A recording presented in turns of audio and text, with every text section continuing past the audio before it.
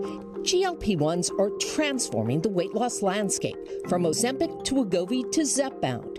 1 in 8 Americans are now taking some form of the drugs, according to a study in JAMA. Weight loss has never looked like this.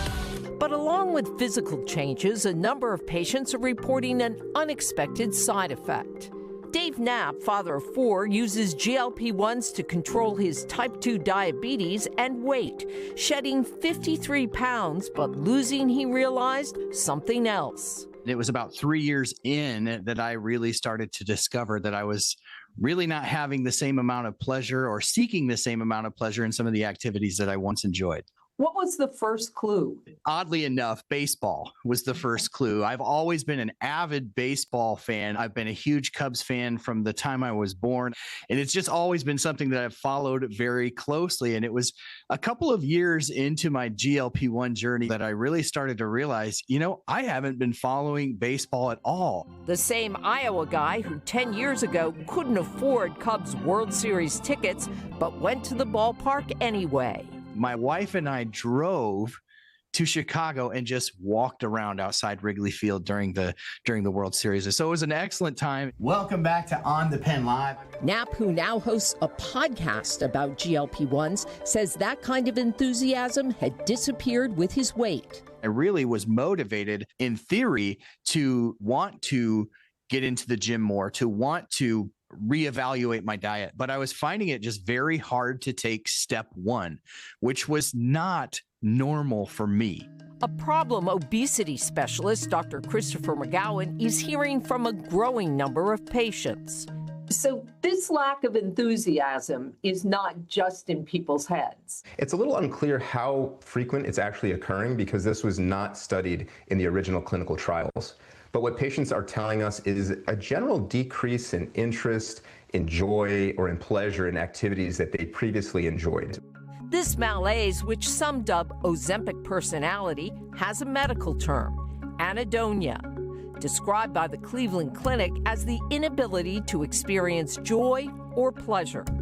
So far, the reports from those using GLP-1s are all anecdotal.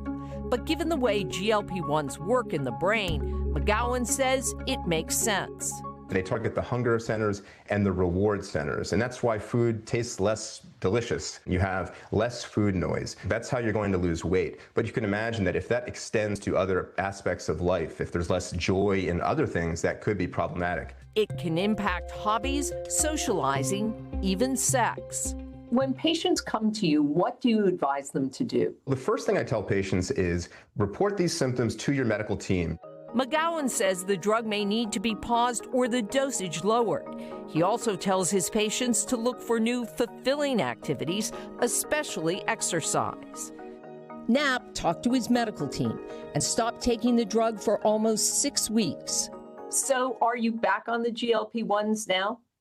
I am back on Zepbound. I'm using a lower dose of Zepbound, which helps me with my blood sugar and helps to control appetite a little bit, but allows me to have the motivation to get in the gym multiple times a week for a couple of hours at a time. And how about the Cubbies?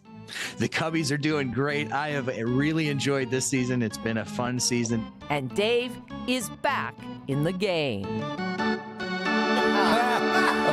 Cute and well done.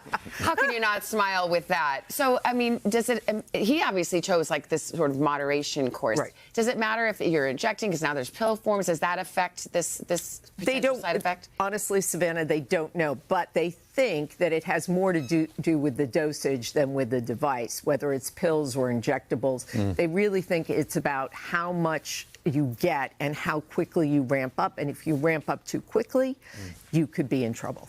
And you reached out to both? We reached out to both companies to ask them about Novo Nordisk and Eli Lilly, and neither one directly addressed the issue, but they both said they were concerned with patient safety. And Lilly in particular suggested if you have any issues, talk to your medical provider. And that's the first step anyone should Do they do that a lot? Will you switch over? Like with statins sometimes, if you're having reactions, they'll give you another brand? Yes, they will. They will work with you to find what works best. And everybody's different, so you may have to tinker a bit. Yeah. Jim Gaffigan, the comedian, he does this great bit. I'm going home and watching where this.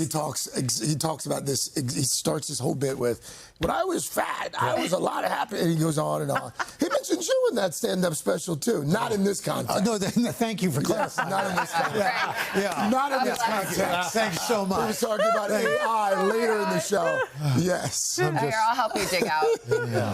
It's amazing you guys are friends. Not in this context. We're talking about AI. Thank you very much. Yes. Thank you. But how's the weather? Always liked you, Craig. You were the best. You were the best. Okay. Hey, thanks for watching. And don't forget, you can catch the Today Show every morning on NBC or take Today when you're on the go. Just follow the Today podcast on Apple Podcasts, Spotify, or wherever you listen.